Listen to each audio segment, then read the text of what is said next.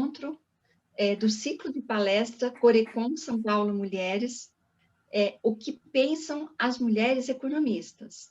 São quatro encontros, e vamos hoje falar a respeito da mulher economista no setor científico. O primeiro encontro tratou do assunto da mulher economista no setor empresarial. Foi um ótimo encontro, que ficará também à disposição no site do Corecon. E hoje vamos passar a palavra, então, às palestrantes, que é a Vivian Esther de Souza e Graça Aparecida Barcos.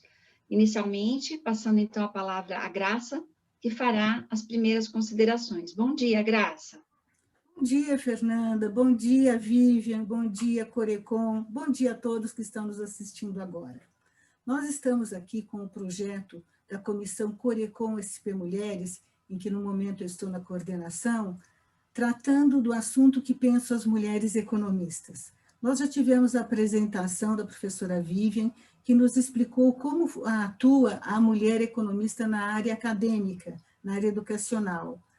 No dia 5, nós tivemos a apresentação da Eliane, da Deise e da Sônia, que nos explicaram qual a atuação da mulher como empresária, da mulher economista. E hoje nós estamos aqui para conversar um pouco com vocês sobre a atuação da mulher economista na área científica. Como age uma mulher quando ela se dedica à economia, na área da ciência, na área da pesquisa? Nós vamos começar com a Vivian. A Vivian vai falar da parte nacional. A Vivian é uma professora da Universidade Católica de Santos. Ela é formada pela Universidade de São Paulo, pós-graduada e mestre também. E ela tem muita experiência nessa área, 19 anos atuando, e vai nos explicar como atua na área científica, com seus alunos e nos seus trabalhos. Depois desses 15 minutos que ela vai falar sobre isso, eu vou conversar um pouquinho com vocês sobre a área internacional. Eu sou Graça Aparecida Barcos, integro o corpo técnico do governo brasileiro e atuo em trabalhos internacionais há 12 anos, representando o Brasil. Também sou delegada distrital aqui de São Paulo. A Vivian é delegada de Praia Grande, do Conselho, e, como eu disse a vocês, também estou na coordenação daqui da comissão. O restante não precisa comentar, são assuntos normais, o importante é que nós estamos juntos. Eu espero passar uma mensagem positiva para que vocês se dediquem à ciência. Vou passar a palavra para a professora Vivian. Obrigada pela atenção. Eu volto aqui falar com vocês. Fiquem aí. Muito obrigada. Até mais. Olá, pessoal, bom dia, tudo bem com vocês? Obrigado mais uma vez pelo convite em participar desse ciclo de palestras das mulheres economistas.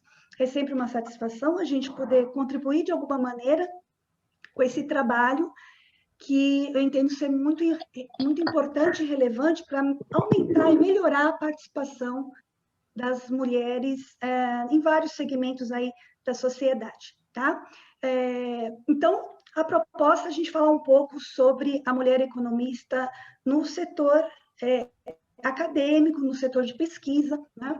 Então, eu vou compartilhar aqui com vocês uma pequena apresentação que eu montei, justamente para a gente falar um pouco sobre isso,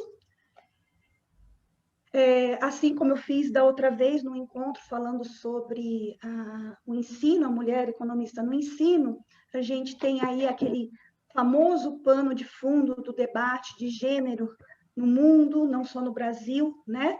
E aí, assim, só para a gente resgatar, recuperar aí algumas questões, né? A gente percebe que é inegável que as mulheres estão tendo uma maior participação na sociedade, em especial no mercado de trabalho, né? Por que isso aconteceu? Justamente em função dos avanços tecnológicos, da economia globalizada, a gente tem aí uma participação no mercado de trabalho, especificamente da mulher como um todo, né, em vários segmentos, aí da década de 50 até 2019, de 13% para mais de 50%, né?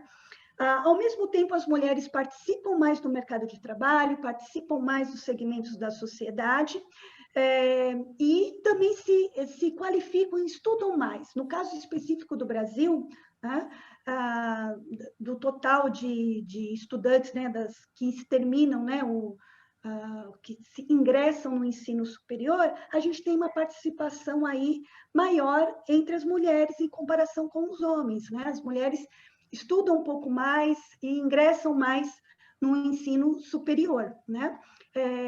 Porém, a gente ainda observa uma grande desigualdade salarial, e isso é um tema também amplamente estudado.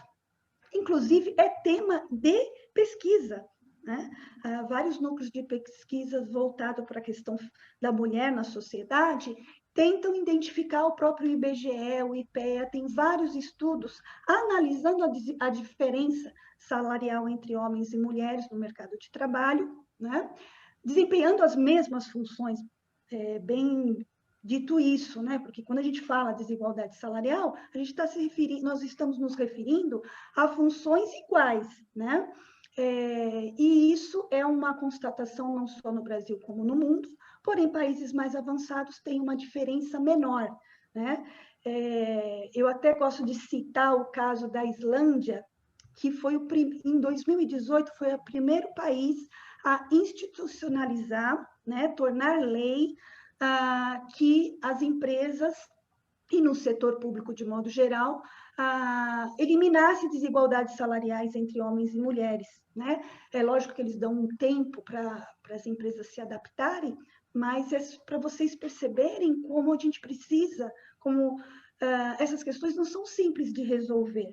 E aí, muitas vezes, a ação do Estado, a ação das instituições são importantes para tentar mudar esse padrão social que nós temos, né? Sendo que lá a desigualdade salarial já é bem menor. Esses 20% aqui é uma média geral aqui no Brasil, tá? E também comentei que no ensino como um todo, a participação da mulher, principalmente por conta da área da educação, da pedagogia, é maior, sim, né? Entre os 100% de professores, 70% são mulheres.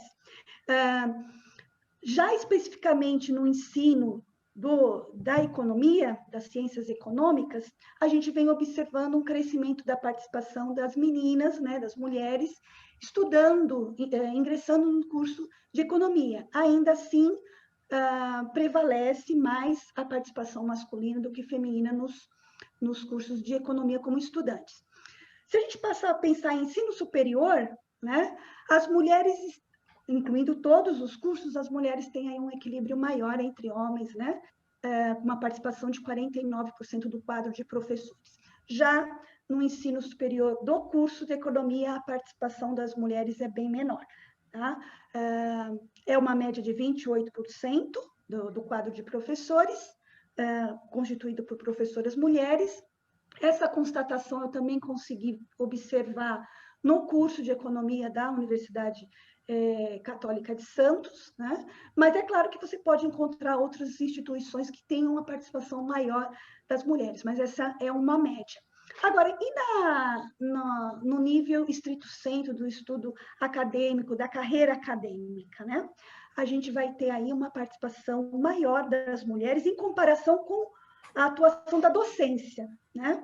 Então, nós encontramos aí nos programas de mestrado e doutorado uma participação das mulheres economistas, né? Estou falando dos programas de mestrado e doutorado em economia, de 36% de mulheres nos programas de mestrado em economia e no doutorado 32%. Mais de um terço são mulheres.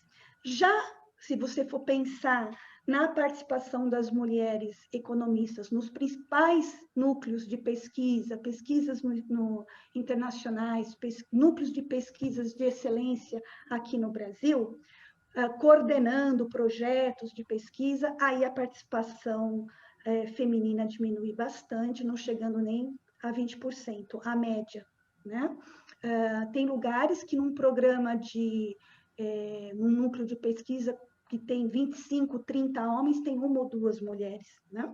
Então, a gente observa que, nesse sentido, a participação feminina é menor. Assim como a gente fala, né, no sentido da participação da mulher na política, em cargos estratégicos, e aí a gente pode continuar seguindo. não é a nossa proposta aqui. Eu vou, então, usar como uma referência para mostrar que as mulheres estão participando mais da área acadêmica na pesquisa da economia, ainda pequena, mas não deixa de ser relevante, que é os recentes, né, relativamente recentes, Prêmio Nobel de Economia, entregues, né, agraciados por mulheres, né? Dividindo o prêmio com outras pessoas também, com outros homens, mas a primeira mulher a ganhar um Nobel de Economia foi a Elinor Ostrom, em 2009, né? Ela, inclusive, em 2012 faleceu, e tem aí um legado muito importante dos estudos dessa economista, que eu tive uma oportunidade de acompanhá-la num congresso internacional da SNI, que a gente chama Nova Economia Institucional, que, inclusive, ela dividiu o prêmio Nobel com o Oliver Williamson, que é dessa corrente de pesquisa da Nova Economia Institucional. E ela, então, americana, da Universidade de Indiana, foi a primeira mulher a ganhar. Isso foi, assim, um marco, porque o Prêmio Nobel, ele existe desde 1968, e o prêmio direcionado aos pesquisadores da economia tem desde 1985, é patrocinado pelo Banco da Suíça. O Nobel de Economia, o tradicional prêmio de medicina, de física, de química, de literatura, e o Prêmio Nobel da Paz, né, que são os mais conhecidos, o campo da economia foi entrar só na década de 80, e de lá para cá, né, desde 1985, nós temos só 2 mulheres. A Elinor Ostrom, em 2009, e a última, mais recente, em 2019. Então, 10 anos depois. Falar um pouquinho só sobre a pesquisa da Elinor Ostrom, né? Ela, de acordo com os estudos empíricos que ela acompanhou, desenvolveu, observou durante pelo menos mais de 20 anos, acompanhando grupos de cooperação em áreas de atividades econômicas voltadas ao campo, ao meio ambiente, ao extrativismo, todas essas atividades ligadas aos recursos comuns, né? Ou também dentro da fundamentação dos bens comuns, né? Que a teoria clássica ela usa como um meio de explicar que os conflitos do uso dos recursos comuns, que a gente conhece como tragédia dos comuns, né, a resolução desses conflitos deve se dar por via da gestão pública, do Estado como coordenador desses processos. E ela alega que, na verdade, a gente vai ter aí outras alternativas, né? Que as transações econômicas, elas não se dão somente no mercado, né? Esse foco mercadológico que a teoria econômica clássica tanto enfatiza. Então, ela vai dizer que as pessoas se autogovernam, né? Então, soluções de conflitos de recursos comuns, de bens comuns, em organizações privadas no âmbito essas próprias organizações, como organizações ruralistas, extrativistas, comunidades rurais, né? Elas podem sim resolver os seus problemas e serem até mais eficientes no uso dos recursos e da sustentabilidade desses recursos do que as soluções via privada ou pública, como a famosa, né, definição dos direitos de propriedade, que também é da teoria clássica, que determina que seria da área da teoria dos direitos de propriedade, que resoluções de conflitos se dão via definição de direitos de propriedade. Ninguém está dizendo que isso não funciona, mas a gente tem outras soluções, né? E que essas soluções no âmbito dessas organizações, ela é possível até mais eficiente para equilibrar as relações do uso dos recursos ambientais. E por essa contribuição, ela recebeu esse Prêmio Nobel em 2009, dividindo com o Oliver Williamson, que também estuda conflitos de organizações privadas, no âmbito da teoria da economia dos custos de transação, mas ela recebeu por essa contribuição. Já a Esther Duflo foi, então, a segunda e mais jovem economista a ganhar o prêmio, né? Ela com 46 anos de idade, em 2019, ela é da Universidade do Instituto de Tecnologia de Massachusetts, e foi, então, a mulher mais jovem a receber esse prêmio Nobel, né? E o principal foco dos estudos dela é na questão da pobreza, né? Utilizando aí a metodologia RCT de ensaios comparativos randomizados, que é uma metodologia muito utilizada no meio da medicina, da saúde, em que você estuda grupos, né? Comparando grupos e escolhendo aleatoriamente, né? Os instrumentos de aplicação, né? Com grupos que estão utilizando um determinado tipo de, no caso aqui, na questão da pobreza, é a aplicação de políticas públicas de combate à erradicação da pobreza, né?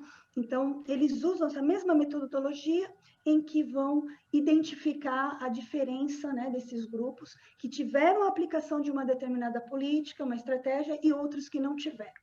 Sem entrar nos méritos de aspectos éticos que envolvem isso daí, mas, de qualquer forma, qual que é a grande importância, né?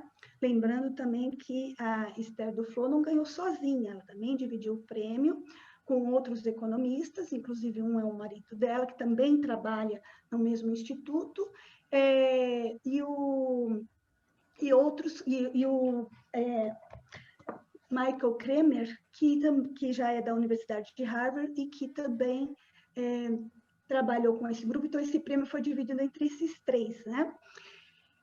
Essa concentração, nesses trabalhos concentrados na redução da pobreza, ela tem como principal propósito mostrar qual é a eficiência desses investimentos, né, no combate aí à pobreza, principalmente para as populações mais vulneráveis. Porque isso é uma questão muito discutida, né? A gente sabe da importância desses programas de combate à pobreza no âmbito, principalmente de políticas globais, desses organismos internacionais junto com os governos, e ela, então, junto com esses economistas, identifica que é mais eficiente a aplicação dessas políticas no âmbito de casos específicos do que uma política aplicada para uma população muito grande, né?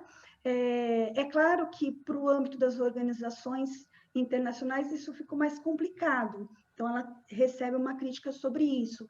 Mas, de qualquer forma, a eficiência do combate à pobreza em programas de saúde, de educação, principalmente, que eles testaram na Índia, na África, se mostrou mais eficiente por conta da especificidade que esses programas acabam atendendo na hora de identificar quais as causas de um determinado grupo que precisa desse tipo de auxílio. Então, nesse sentido, eles entendem que fazer programas de combate à pobreza mais específico tem melhores resultados do que, por exemplo, um programa de livro didático ou um programa geral, né, de envio de alimentos. Quer dizer assim, qual que é a eficiência disso? Não que isso não tenha eficiência nenhuma, mas que programas específicos que ataquem as causas de grupos em diferentes países e em diferentes comunidades são mais eficientes do que os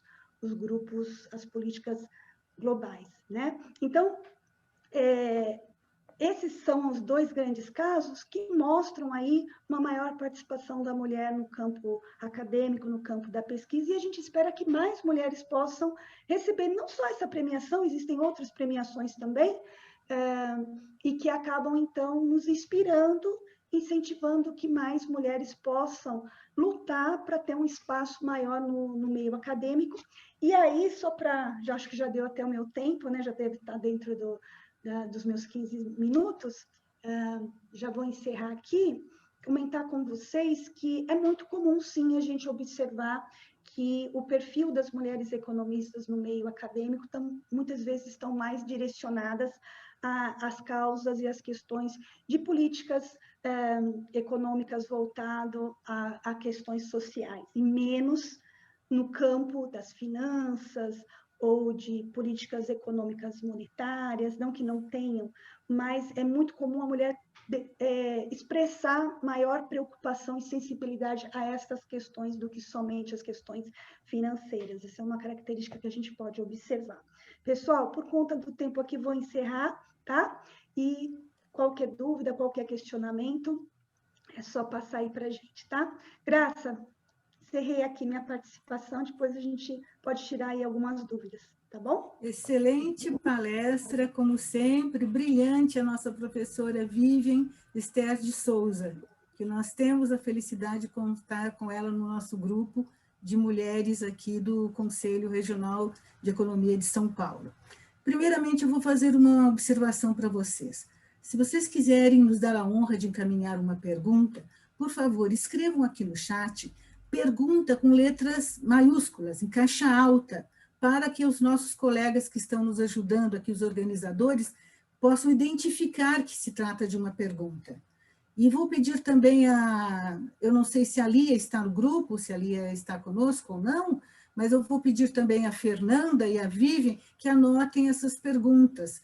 A delegada Ariane também, se ela se encontra no momento, que nos ajude. Por quê? As perguntas que nós não vamos conseguir responder em tempo hábil, elas serão publicadas na nossa página, que se encontra já em construção no site do Conselho Regional de Economia. Então, as perguntas que vocês vierem, nos derem a honra de encaminhar, elas serão respondidas sim, e ajudarão outras pessoas quando elas forem publicadas, ok? Complementando o meu currículo, por que eu gosto dessa área de científica? Porque eu sou formada em economia, como todos nós aqui, e tenho múltiplas formações devido à minha área do governo de controle interno e externo na área de auditoria a vida toda. E eu fiz alguns cursos internacionais, eu tenho o título de maestra, Maestria Internacional em Hacienda Pública e Administração Financeira.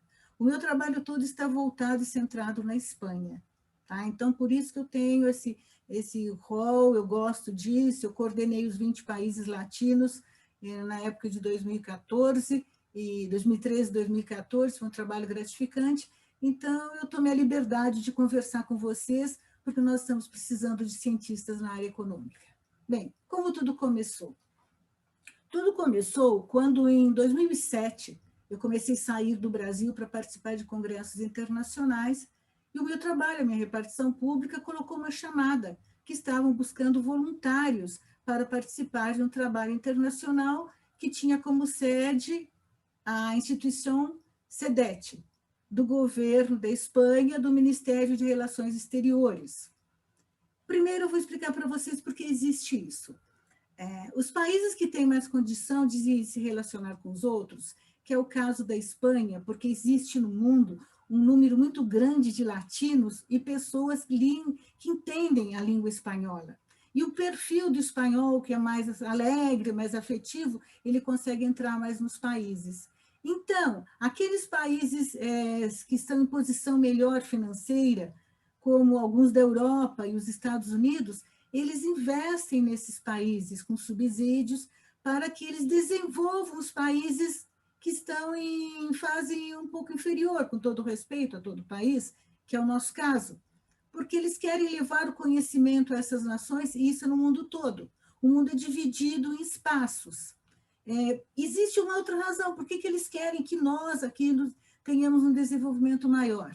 Não é sem motivo, meus amigos, existe um motivo. Não há interesse que os países desenvolvidos recebam um número muito grande de imigrantes. Porque se nós temos uma dificuldade de desenvolvimento no Brasil, nós vamos procurar outros ares e vamos chegar até eles. O que eles querem? Que cada país se desenvolva bem, porque eles têm interesses econômicos, interesses financeiros de fazer contrato conosco. E nós precisamos estar aqui para realizar os contratos, para levar a nossa política à frente de um modo mais adequado. Esse é o primeiro ponto. E por que a área econômica? Porque a ONU, esse trabalho todo é dirigido pela ONU, e quem paga, às vezes, é o BID, ou também o Banco Mundial, e às vezes o governo. O último que eu estou fazendo é todo pago pelo governo espanhol. Esse trabalho é realizado por uma decisão da ONU que começou em 2004, quando eles observaram que o extermínio da raça humana também, entre as 7 razões, dentre elas está a malversação do dinheiro público. O que é isso? É quando se gasta mal. Se gasta mal como? Com corrupção. O gestor gasta mal com um planejamento mal realizado, em que se compra um produto superfaturado, ou então um estoque imenso. Nós já chegamos a observar estoques para 20 anos de um produto, ou de uma planilha, o papel higiênico para 50 anos em algumas licitações brasileiras. Infelizmente é a realidade, mas a gente sabe o que acontece. Então, precisava desenvolver na área científica, em todo o mundo. E a ONU fez esse trabalho, incentivou que fosse criada, e em 2007 a Espanha já estava trabalhando muito bem, porque eles começaram no final de 2004 com esse projeto mundial, através do Ministério de Relações Exteriores. Quando eu comecei meu trabalho lá, eu fui fazer minha inscrição, eu sempre gostei de pesquisa, né? Sou curiosa por natureza, né? Não há uma pessoa que se dedique à auditoria que não seja curiosa, ela não consegue ser uma auditora. Ela vai ter dificuldade. E eu fui fazer minha inscrição, eu peguei o dicionário, né, e fui procurar, porque eu só falava a expressão sim e não, mais nada. E fiz a minha inscrição e comecei a mandar as minhas atividades, eu mandava tudo em português. E ninguém reclamava. Mas nesse grupo existia o Davi, meu querido Davi, que se ele assistir agora, eu mando um beijo para ele, já faz uns anos que eu não vejo, que ele é um argentino, fazia parte desse grupo de pesquisa internacional. E como vocês sabem, a Argentina é muito próxima da gente. Às vezes, quando nós vamos para lá, nós nos esforçamos para falar em portunhol, para eles entenderem. Só que o argentino conhece muito bem o português, às vezes até melhor do que nós. Então, quando vocês forem para lá, não se esforcem para falar um portunhol. Falem um português, porque ele entende. Então, esse meu tutor, meu orientador, ele conseguia ler todas as minhas atividades, ele conseguia entender o foro, que seria o fórum nosso, quando eu escrevia, e ele me respondia em espanhol, e alguma coisa, quando eu não entendia, ele colocava em português. Existe um caso característico que eu vou comentar com vocês, que nós estamos aqui entre amigos, numa conversa, que é o caso da palavra querida. Eu escrevia, querido Davi, e ele respondia para mim, estimada Graça. E eu olhava e falava, mas poxa, acho que ele não gosta muito que eu trate assim, porque ele usa só estimada. E depois que eu fui algumas vezes para a Espanha, eu fiquei sabendo por quê. O querida, no castelhano, no espanhol, ele tem uma conotação um pouco sexual, o que nós não temos aqui. Então, eles evitam. Eles usam a palavra querida, quando eles se dirigem a mim, às vezes no final de um trabalho, numa mensagem, eles colocam entre aspas, porque eu somente fui saber disso lá, e entender por que eles não usavam querida. E então, eles só usam no sentido do carinho, porque eles sabem agora o significado e o que eu estou entendendo. Eles foram me explicando. E eu fui começando a ler todas as minhas apostilas. Na época, nós não tínhamos vídeo, nós tínhamos somente apostila, em 2007, 2008. E eu ficava lendo, mas se eu fosse pronunciar em espanhol, ficava muito ruim. Aí eu li em espanhol, falei, acho que eu vou fazer o seguinte, eu vou ler em espanhol, vou ler e vou falar em português. Aí, dentro da minha cabeça, eu comecei a fazer uma tradução. Automaticamente, eu pegava um texto em espanhol e lia rapidamente em português. E eu fui aprendendo. A língua foi entrando dentro da gente. E eu fui aprendendo espanhol. Eu passei também a começar a escrever, a fazer os textos. Eles, aos pouquinhos, diziam, Graça, você não pode mandar também em espanhol, porque tem algum professor que me entende muito bem? Tudo lentamente, porque faz parte do trabalho deles. Conseguir que o que as pessoas dos países mais subdesenvolvidos e em desenvolvimento melhorem sua situação. É assim que eles trabalham com o representante do país. Para realizar isso, eu tenho que lembrar vocês que o país membro ele tem que fazer um acordo de colaboração científica, de conhecimento. O Brasil fez esse acordo com a Fundação CEDET em 2010. Então, nós temos o direito de mandar nossas informações para lá e receber deles, porque eu já visitei países que é proibido, vocês sabem disso. O país é fechado de uma forma que não pode sair as informações deles. E não, eles também têm algum conhecimento nosso pela internet, mas a internet deles também é cerceada. Ao Brasil, não. Ao Brasil, nós podemos trocar livremente o nosso conhecimento com outro país, porque existe um acordo internacional. Baseado nisso, e sempre com base em todos os documentos, que eu sou responsável suficientemente para isso, como todos nós brasileiros, passar as informações com bases, né? E fica diferente, porque eles não conhecem certas palavras. O espanhol é fácil? Sim, as pessoas gostam mais no Brasil de falar e estudar inglês, mas não é o espanhol, principalmente o espanhol técnico. Por exemplo, a palavra despesa e gasto, para nós, é diferente. Alguns de vocês sabem disso. E quem não sabe, dá uma pesquisada e outra hora eu converso com vocês e explico a diferença. Mas se vocês falarem para eles sobre despesa, eles nunca ouviram falar nessa palavra. Eles não sabem o que é despesa. E mesmo nossos vizinhos latinos, eles também não conhecem a palavra despesa. E nem o significado do que é despesa. E receita. Receita também não tem. Despesa é receita? Não, despesa é receita não tem. É renta ou gasto. Então, a gente tem que tentar se adaptar à cultura de outro país. Depois que eu comecei a fazer pesquisas internacionais, porque antes eu fiz pós-graduação pela Fundação Getúlio Vargas, eu passei a trabalhar fora nas minhas pesquisas. Elas são voluntárias, a gente não tem remuneração financeira, mas eles colaboram, eles podem pagar uma passagem aérea, eles sustentam o hotel, eles sustentam a alimentação, eles sustentam o curso, e às vezes alguma instituição dos países também colabora, eles pedem a colaboração. Não é o meu caso. No meu caso, sempre tirei esses trabalhos quando eu tenho que me afastar do país, eu já saí mais de 20 vezes do país, nós já estivemos em mais de 10 países, e eu tiro as minhas férias no trabalho para fazer isso, no meu trabalho público. Eu recebi uma única bolsa da viagem, quando eu fui apresentar no final de 2012 a minha maestria, a tese final da maestria no governo da Espanha, pelo Instituto de Estudos Fiscais do Ministério da Fazenda deles. E eu recebi essa contribuição, porque existe uma verba destinada no meu trabalho para capacitação e treinamento de funcionários. Ela tem de tanta graduação, pós-graduação, mestrado, doutorado e eventos em que a pessoa vá representar alguma determinada instituição. É feita uma seleção, é analisado os currículos e a pessoa recebe essa importância.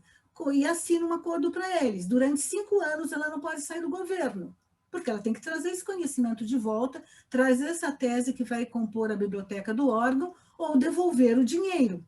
Não pode ir lá se capacitar, achar que está tudo bem, resolver morar fora do país e dar o prejuízo para os cofres públicos. Na minha instituição, isso não é permitido. Ok? Bom deixar claro para vocês. Continuando, eu estava já aprendendo melhor, eu já estava escrevendo em espanhol, eu já tinha ido algumas vezes lá apresentar o Brasil, porque somos muito poucos brasileiros. Os brasileiros alegam para eles que eles não participam porque eles não entendem o idioma. E que é difícil para eles escrever outro idioma. Eles podem escrever em português? Aí o pessoal de fora responde, mas eu não entendo. E aí fica esse impasse, então eles não participam. E eu peço a vocês que tenham coragem, arregassem as mangas e vamos participar. Na terceira vez, em 2011, quando eu estive lá, eu levei novamente a minha apresentação do Brasil nos 20 países, Argentina, Bolívia, depois vem o Brasil, por ordem alfabética, em português. E quando chegou na hora de apresentar o Brasil, o professor me disse, você pode começar. Eu falei, então, eu trouxe a minha apresentação em português, eu vou falar em português. E ele me disse, não, você vai falar em espanhol. Eu entrei em desespero, porque eu não falava nada. Eu escrevia, eu entendia tudo que o professor falava, já fazia 2 anos que eu estava fazendo isso, mas não falava nada. Não podia conversar com as pessoas. Eu sorria, eu entendia o que eles falavam, mas só se eu escrevesse, porque saía muito pouca coisa. E como tem sentido dúbio as palavras, é meio perigoso. Só eu sei espanhol não, mas o sentido para eles é diferente. Aí, por exemplo, brincar. Brincar para nós, eu estou brincando com uma pessoa. Para eles, brincar é dar pulos, né? Então, a pessoa não faz essa confusão. E o professor olhou simplesmente para mim com essa frase e disse assim, eu vou te dar 15 minutos para apresentar o Brasil ou te corta o micrófono. Ponto. Eu fiquei desesperada. E tinha um colega do Chile, ele estava com a minha câmera para tirar umas fotos, ele começou a gravar. Desesperadamente, eu comecei naquele portunhol, explicando, era um Instituto de Seguridade Social Internacional que eu estava, o ISS. Eu comecei a explicar o sistema nosso, que é um sistema maravilhoso, o nosso sistema de proteção social. Nós temos o Instituto de Seguro Social, que é o INSS, daqui cuida das aposentadorias, nós temos a parte da saúde e a parte de sobrevivência, em palavras mais simples, que é atendido pelo LOAS. Isso compõe a parte que sobrevive o povo brasileiro. Isso é essencial, é uma cláusula pétrea do Brasil. Então, nós temos que obedecer esse sistema. E eu comecei a explicar dentro de um portunhol, gesticulando para tentar explicar, porque a apresentação também estava em português, e eu notei que os colegas começaram a sorrir. Eles sorriam para mim. Eu falei, eles estão sorrindo, eu estou falando uma coisa séria. Os professores olhavam para o outro e também sorria. Eu continuei, falei, mas eu estou falando em doenças, estou falando em viuvez, estou falando em morte, estou falando em pessoas que não têm condição financeira de sobrevivência, precisam de ajuda, tudo na área financeira. E eles sorriam. Aí, quando terminei, eles me aplaudiram demais, vieram até mim, me abraçaram, me cumprimentaram e me disseram assim, agora você hablas espanhol. Falei, não, eu não falo, eu falei alguma coisa. Sim, habla sim, nós outros compreendemos muito bem o que estavas falando. E eu perguntei aos professores, por que fizeram isso comigo? Estava desesperada. E eles me explicaram. Nós estamos trabalhando com você há 2 anos, você já conseguiu, quando chegou aqui não falava nada, você conseguiu entender, você já está escrevendo, você entende tudo que nós falamos e você não fala. Então, nós tínhamos que fazer um tratamento de choque, e foi agora. Na frente de 20 países, você não podia deixar o Brasil nessa situação. E foi, aconteceu isso. Eu saí de lá falando, já fui para o centro da cidade, já fiz umas compras, e foi um marco na minha vida profissional e na minha vida pessoal, porque eu passei a falar 2 idiomas naturalmente, eu não me aperto em nenhum país que entenda o espanhol, eu já estive em Israel e me colocaram uma pessoa em inglês para me atender, e eu falei que eu falava em espanhol, eles foram buscar uma pessoa que falava em espanhol, e ali eu consigo andar no mundo todo, porque eu consegui nesse tratamento de choque que esse curso conseguiu fazer comigo, que esse trabalho internacional de desenvolvimento. E ali eu continuei fazendo essa parte de pesquisas e também coordenando os países, a parte que nós trabalhamos internacional, nós temos um respeito muito grande pela soberania, nós respeitamos também a parte do gênero e respeitamos a religião de cada pessoa e a sua convicção. Então, nesse grupo não se discute nada disso, mas nós, quando olhamos o Brasil de fora, é muito diferente daqui. E nós observamos que nós temos muitas vantagens, nós temos muitos recursos, e que nós estamos aqui, nós falamos às vezes mal daqui. Mas lá, se você for em Paris comprar umas frutas, é muito caro, para eles é raro, você não acha um arroz. E aqui nós vamos, se você for à feira, você tem muito mais facilidade de comprar produtos baratos e se alimentar de um modo mais sadio. Então, nós temos a parte boa. O que eles admiram aqui na América Latina, e também na Espanha e alguns outros países que compõem conosco, é a nossa parte de previdência social. Nós temos um país continente com uma previdência única. Se você estiver em Manaus e consultar o seu nome aqui, você vai encontrar. Se você for lá em Porto Alegre, você também consegue encontrar uma pessoa que esteja lá no Acre. O mesmo acontece com o SUS. E, meus amigos, infelizmente, os outros países, a maioria não tem isso. Né? Nós temos que saber. Então, é importante que vocês se dediquem, que vocês tentem conseguir bolsas de estudos, não tenham vergonha ou impressão que não vai fazer algo bonito, porque nós temos situações políticas que envolvem o país, mas eu digo a vocês que eu tenho recebido muito respeito e atenção e carinho dos outros países. E mesmo alguns atritos que existem aqui, em todas as vezes que eu saí, mesmo quando a situação estava mais complicada, ninguém tocou no assunto. Eles não tocam nesse assunto para a gente, sabe? Um país respeita o outro, porque o nosso objetivo é que nós, unidos, os países latinos, nós fizemos até alguns webinários, agora foi emocionante, porque não podemos nos reunir pessoalmente, e eu comecei ontem um curso com eles, que nós temos capacitação sempre. Nós estamos vendo como que vai ficar a transferência das contas depois da pandemia, porque esse ano nós só fizemos 2 artigos, e correndo, eu alimento, eu sou correspondente do Brasil, então eu alimento a parte da América Latina com as informações da área financeira, quando está conseguindo o auxílio emergencial, esse caso desse imposto digital que o governo está questionando, alguns dos outros países também estão. Outro ponto importante que eu não observei nada aqui no país e observei lá fora, é o caso do teletrabalho. Então, eles falam, não, a pessoa está no teletrabalho porque ela está em isolamento para proteção. Mas na área pública, que é o meu caminho, por isso que eu estou falando com vocês sobre isso, existe um segundo motivo, como eu vi em outros países.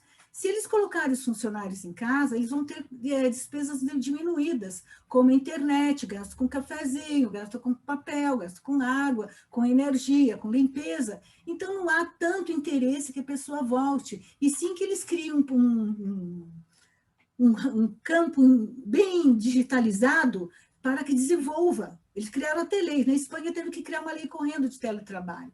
Na minha instituição, não, existia a lei.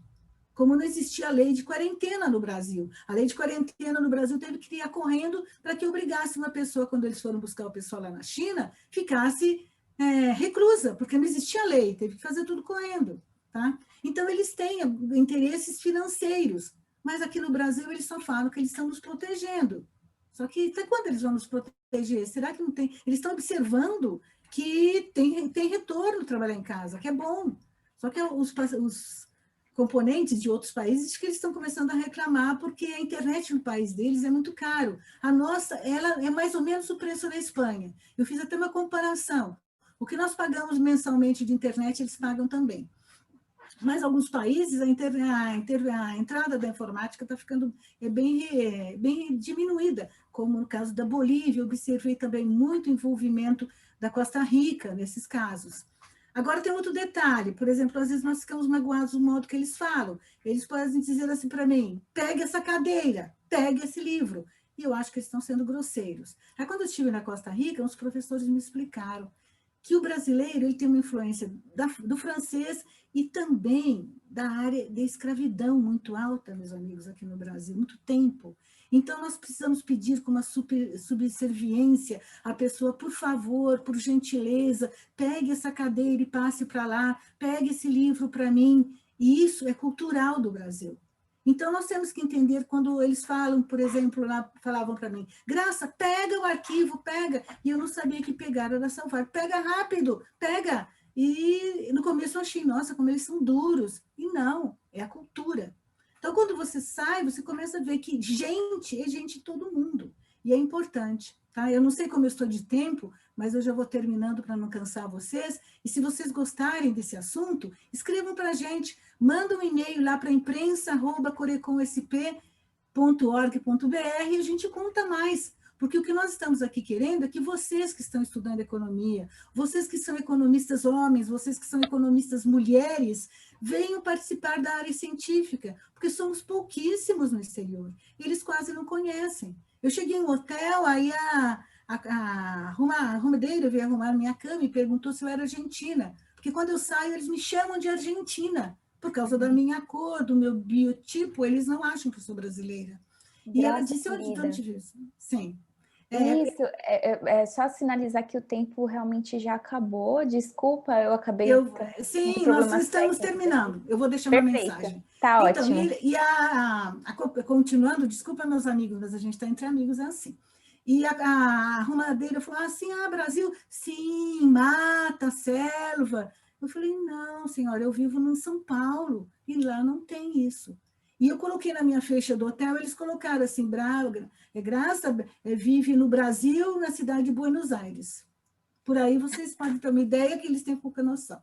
Então, a mensagem que eu deixo para vocês é o seguinte, é um trabalho árduo, existe muita dedicação de sábado, de domingo à noite, você cresce muito, você se transforma em outra pessoa, e venham ajudar, porque o Brasil precisa que vocês mostrem que tem muitas pessoas aqui competentes, tá? E levem para frente esse objetivo. Se precisarem de mim para trocar experiência, para uma orientação, eu estou sempre à disposição, porque nós temos que levar o Brasil para frente. É o que nós trazemos de lá, a ideia de que você representa um país, volte para o teu país, seja embaixador e transmita isso, multiplique para outras pessoas. Eu agradeço a atenção de vocês, espero que eu tenha plantado uma sementinha no coração de cada um que está me assistindo agora, que vai assistir depois. E o Conselho de Economia aqui de São Paulo está de portas abertas, esperando todos os economistas. Nos visitem na página. Muito obrigada, um abraço. Até Até mais. Muito obrigada, Graça. Que bom te ouvir, sua experiência riquíssima de pressão, mas também de muito aprendizado, né? E é inspirador para nós. Agora, se vocês tiverem dúvidas a respeito da fala da Graça, eu peço que vocês mandem as perguntas aqui no chat. Pode ser que alguém fique interessado aí em saber mais desses programas de intercâmbio, então aproveitem essa oportunidade para conversar com ela daqui a pouco.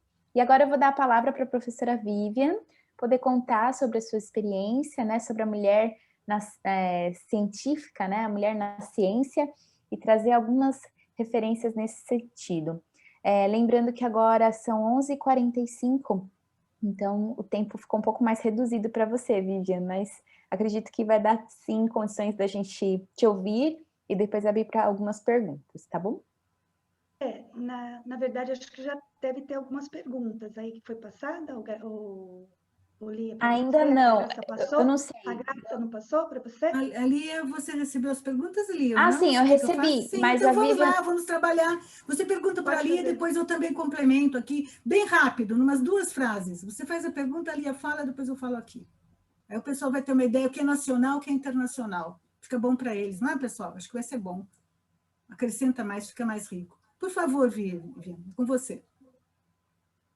Não, então já está terminando o tempo, não vai dar para responder aquelas perguntas, né, que foram formuladas. Não, eu faço rapidamente. O que você acha?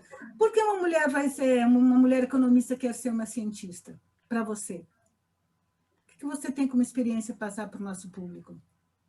Então, na verdade, assim, a percepção que eu tenho é que todos que seguem a carreira acadêmica, de modo geral, quando eu falo carreira acadêmica, eu sempre penso na docência, porque ela vem acompanhada da formação desse profissional que quer estar numa sala de aula, no ensino superior, ele necessariamente vai precisar participar de um programa stricto sensu, como eu comentei com vocês lá no encontro sobre as mulheres economistas no ensino, né? Então, mesmo que você não queira ser uma pesquisadora, em algum momento você vai ter esse contato com a área da pesquisa no próprio processo de formação do docente do ensino superior. Daí, é claro, você vai encontrar pessoas, como já aconteceu comigo, pessoas que não gostavam da sala de aula e se dedicaram exclusivamente à pesquisa. E outros que fizeram o programa de mestrado ou doutorado, mais o mestrado, e fala, bom, agora eu posso, eu tenho titulação para lecionar no ensino superior, e ele acaba muitas vezes não conseguindo conciliar a docência com a pesquisa, porque como você mesmo mencionou, pesquisar, escrever, ler, vai exigir muito tempo desse profissional. E aí, então, na verdade, a gente tem muitos colegas que se afastam da docência por um tempo, se licenciam das suas instituições para se dedicar exclusivamente à sua dissertação de mestrado ou à sua tese de doutorado, porque as duas coisas ficam muito difícil. A dedicação ela é intensa tanto para a docência, porque a preparação de aula, preparação de material, atualização de conteúdos, lidar com os alunos, o processo de avaliação, o aperfeiçoamento das metodologias. Então, isso também exige muito na parte do ensino, e, ao mesmo tempo, a gente precisa pesquisar.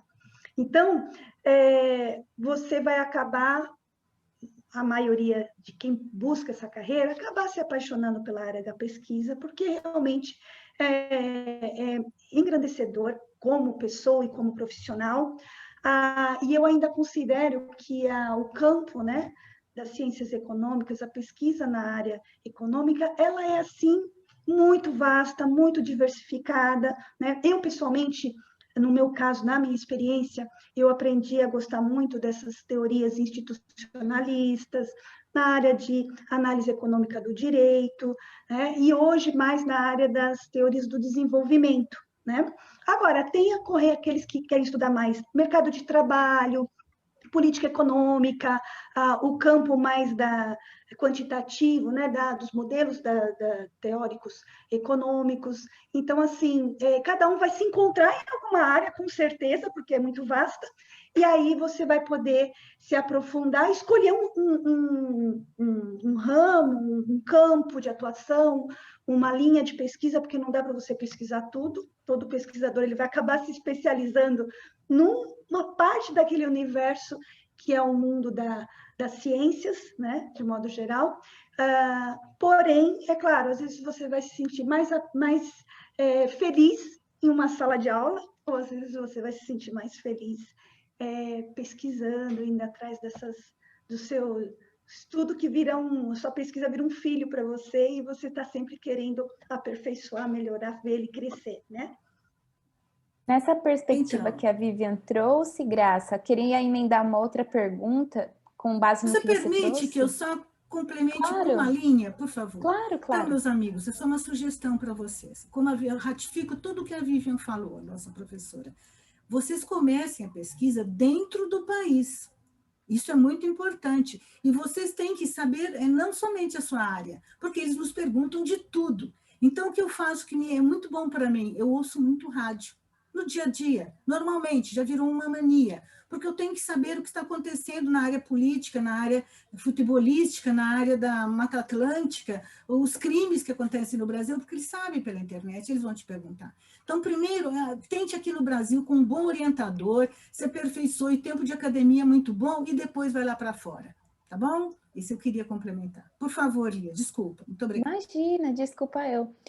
A minha pergunta nesse sentido, emendando com o que a professora Vivian trouxe agora e com a sua experiência que você trouxe para a gente, é no sentido da percepção da valorização do seu trabalho enquanto uma cientista, né? Você disse que levanta uma série de dados, reporta isso representando o Brasil. Então, para você, enquanto uma mulher economista, você sente que esse seu trabalho é reconhecido ou há uma diferença entre trabalhos feitos por economistas homens? Há uma diferença no tratamento dos trabalhos feitos pelos economistas homens? O que você nos diz? Não, como eu tinha falado durante a apresentação, realmente eu não senti fora do Brasil, na minha experiência, nenhuma discriminação. Porque no caso da Espanha, eles têm 10 ministras no governo da Espanha. Então, tem uma ministra até na área de defesa nacional. E eles não têm essa dificuldade. Eu perguntei para eles, eles me disseram que não, lá também não tem. E eu não vejo essa dificuldade, eu só vejo uma participação muito pequena.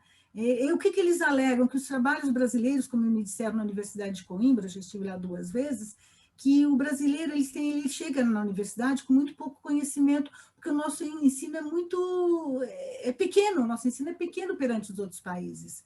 E ele tem muita dificuldade quando chega lá. Infelizmente, eles chegaram a dizer que quando o aluno entra lá e faz um trabalho, eles falam entre eles, eu não sei como esse aluno conseguiu chegar até aqui numa faculdade em Coimbra, com esse conhecimento. Vai ter que voltar muito, eles começam a voltar o aluno por causa disso. E determinadas áreas de pesquisas, meus amigos, pasmem, mas eu fiquei sabendo disso, eles não aceitam literatura brasileira. Por quê? Porque eles alegam que nas nossas publicações tem muito plágio, eles não querem trabalhar com isso, não são adeptos, e que o brasileiro fala muito, apresenta um trabalho enorme e não chega a conclusão de nada.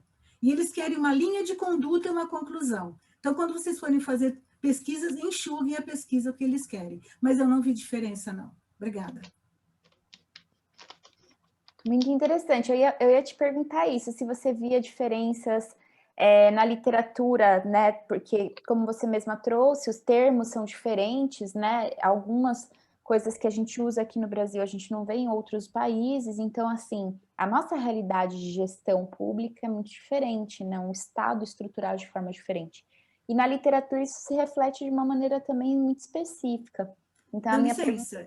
Então, se essa pergunta eu vou cortar você e já vou começar falando, porque talvez a gente ganhe um pouquinho de tempo. Perdão, Liane, de eu ser grosseira, não quero ser grosseira com você, não. É o seguinte, nós não temos uma gestão diferente. Os países são bem parecidos, latinos com a Espanha. Por incrível que pareça, nós não somos muito diferentes, não. Nós escrevemos o primeiro manual latino-americano agora em 2016, 2017, eu participei do grupo. E foi que se chegou à conclusão. Alguns detalhes pequenos, mas a gente não vê essa parte.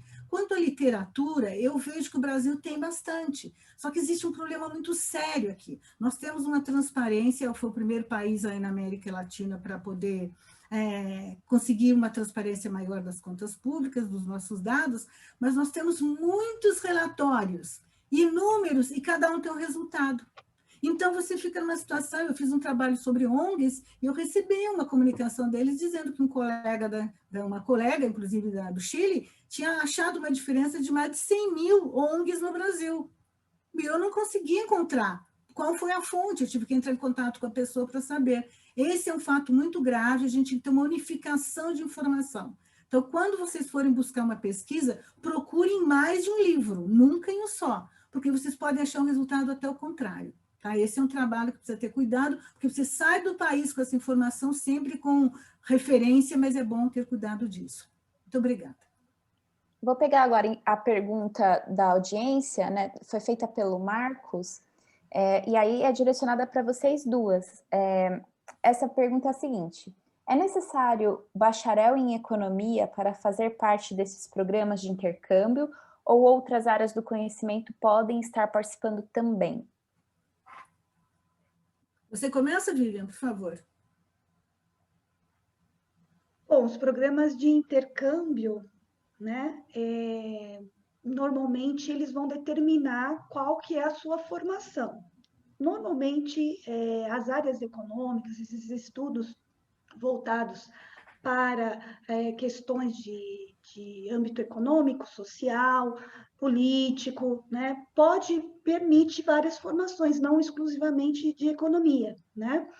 Porque eu considero a formação do economista, ela é multidisciplinar, né? Tanto é que é muito comum a gente encontrar os colegas economistas com outras formações que vão normalmente ampliar sua gama de conhecimento e a sua oportunidade de estar atuando em mais outros ou programas, ou até mesmo no sentido de te preparar melhor para outros desafios, porque, por exemplo, desafios no âmbito legal, na questão pública, né? Se você, por exemplo, for exclusivamente da área de finanças, você, de repente, vai sentir dificuldade para outras áreas, né? Então, o bacharel, assim como qualquer outra área, tá?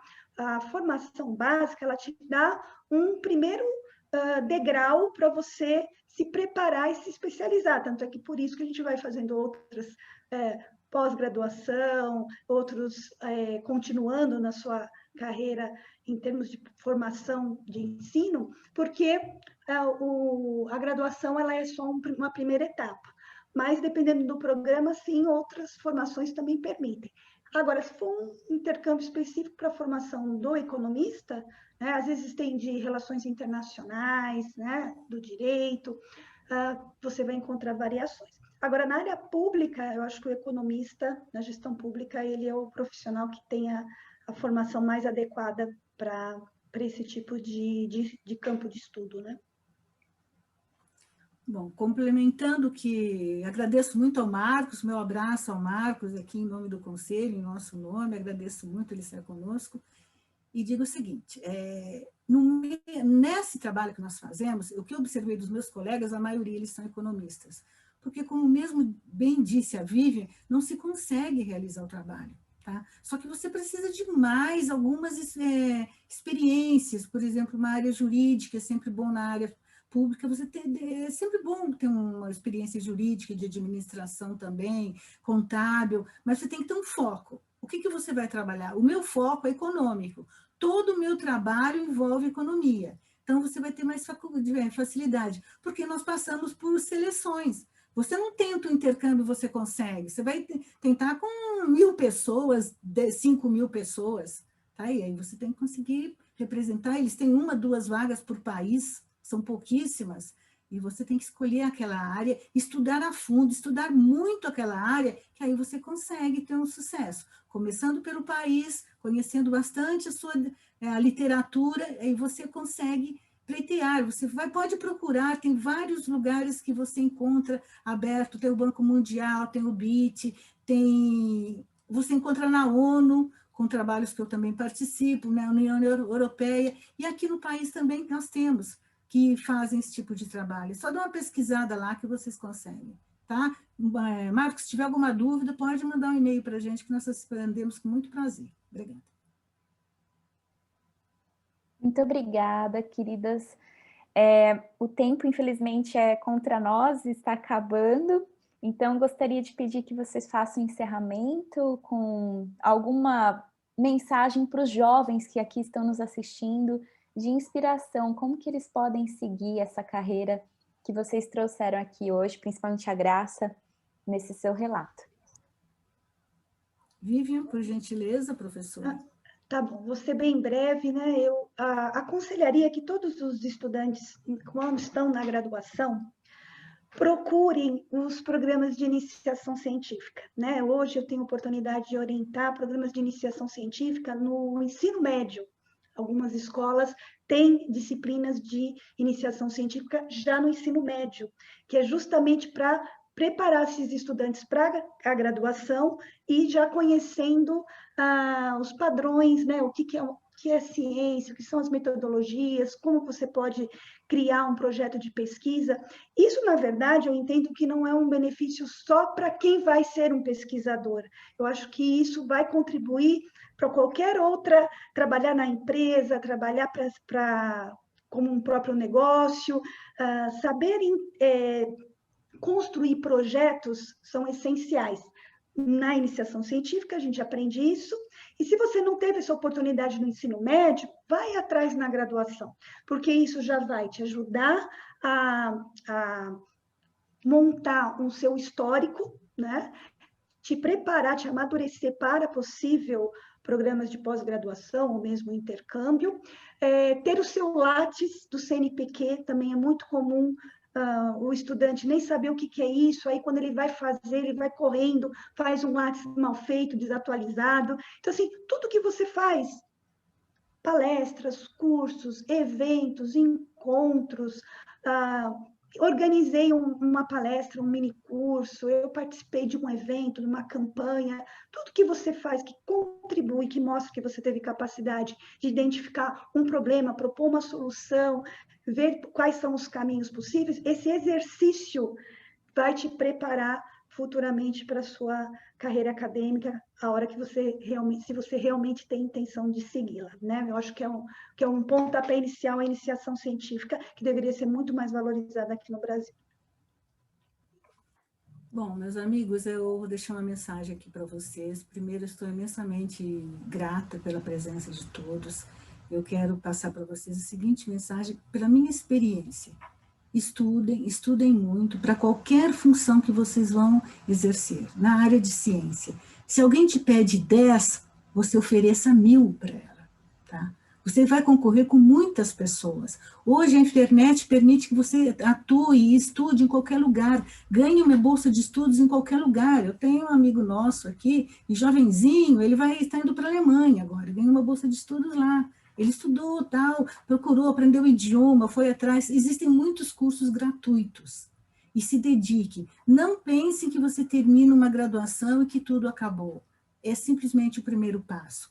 Vamos para uma pós-graduação, vamos para um mestrado, para um doutorado, e vamos atingir o mundo inteiro. O brasileiro não nasceu para ficar preso aqui. Ele nasceu para conseguir sair e trazer para o país de volta o seu conhecimento e difundir com os demais.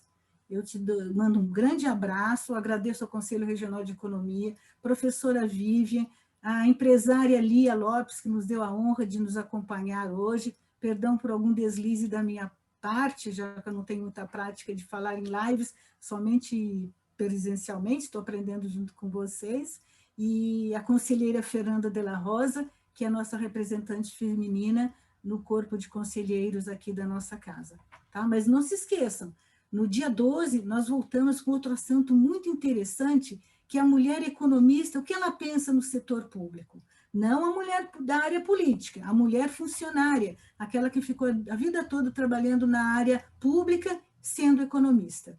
Muito obrigada, tenha uma boa tarde e até mais. Obrigada, até logo.